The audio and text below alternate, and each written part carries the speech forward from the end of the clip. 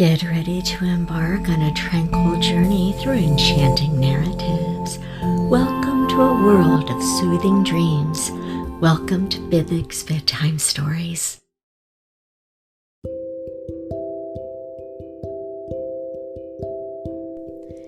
Good evening, Orion here with another bedtime story. So get comfortable, sit back and relax, or lie down while I spin you this tale. This one is called The Cat's Elopement. Once upon a time there lived a cat of marvelous beauty, with a skin as soft and shining as silk, and wise green eyes that could see even in the dark. His name was Gon, and he belonged to a music teacher who was so fond and proud of him that he would not have parted with him for anything in the world.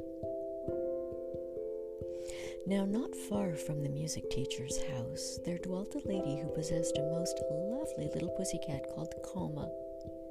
She was such a little dear altogether, and blinked her eyes so daintily, and ate her supper so tidily, and when she had finished, she licked her pink nose so delicately with her little tongue, that her mistress never tired of saying, "Coma, Coma, what should I do without you?"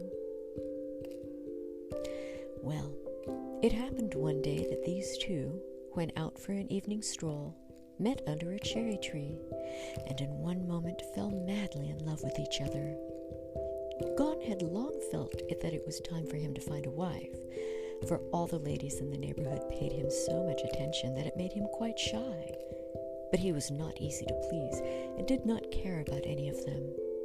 Now, before he had time to think, Cupid had entangled him in his net, and he was filled with love towards Coma. She fully returned his passion, but, like a woman, she saw the difficulties in the way, and consulted sadly with Gon as to the means of overcoming them.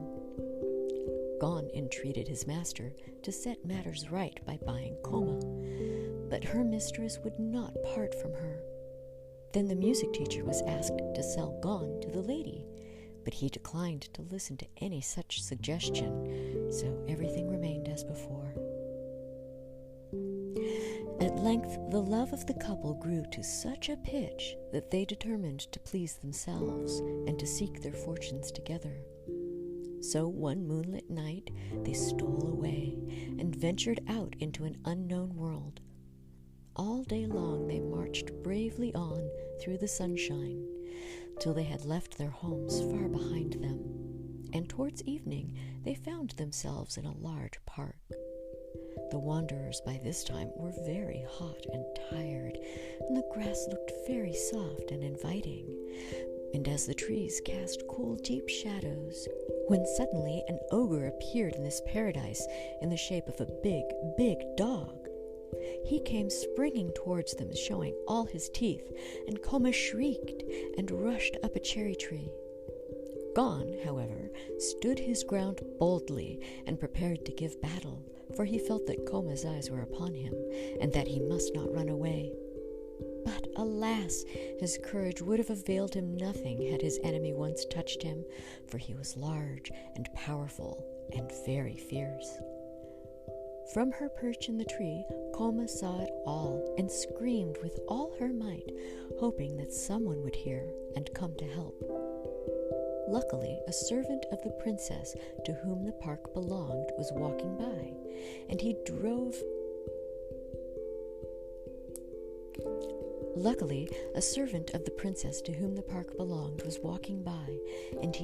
off the dog, and picking up the trembling Gon in his arms, carried him to his mistress. So poor little Coma was left alone, while Gon was borne away full of trouble, not in the least knowing what to do. Even the attention paid him by the princess, who was delighted with his beauty and pretty ways, did not console him, but there was no use in fighting against fate, and he could only wait and see what would turn up.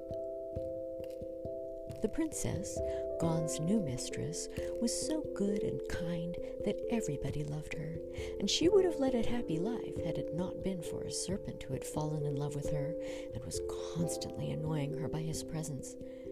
Her servants had orders to drive him away as often as he appeared, but as they were careless and the serpent very sly, it sometimes happened that he was able to slip past them and to frighten the princess by appearing before her. One day, she was seated in her room, playing on her favorite musical instrument, when she felt something gliding up her sash and saw her enemy making his way to kiss her cheek. She shrieked and threw herself backwards, and Gon, who had been curled up on a stool at her feet, understood her terror, and with one bound seized the snake by his neck. He gave him one bite and one shake, and flung him on the ground, where he lay, never to worry the princess any more. Then she took Gon in her arms and praised and caressed him, and saw that he had the nicest bits to eat and the softest mats to lie on, and he would have had nothing in the world to wish for if only he could have seen Koma again. Time passed on, and one morning Gon lay before the house door, basking in the sun. He looked lazily at the world stretched out before him, and saw in the distance a big ruffian of a cat teasing and ill-treating quite a little one. He jumped up, full of rage, and chased away the big cat, and then he turned to comfort the little one, when his heart nearly burst with joy to find that it was Koma. At first Koma did not know him again, he had grown so large and stately. But when it dawned upon her who it was, her happiness knew no bounds, and they rubbed their heads and their noses again and again, while their purring might have been heard a mile off. Paw in paw they appeared before the princess and told her the story of their life and its sorrows. The princess wept for sympathy and promised that they should never be more parted, but should live with her to the end of their days. By and by, the princess herself got married and brought a prince to dwell in the palace at the park. And she told him all about her two cats, and how brave Gon had been, and how he had delivered her from her enemy the serpent. And when the prince heard, he swore that they should never leave them, but should go with the princess wherever she went. So it all fell out as the princess wished, and Gon and Koma had many children, and so had the princess, and they all played together and were friends to the end of their lives. Sleep tight, dear listener, as dreams carry you away. Until we meet again, may peaceful nights grace your every sleep.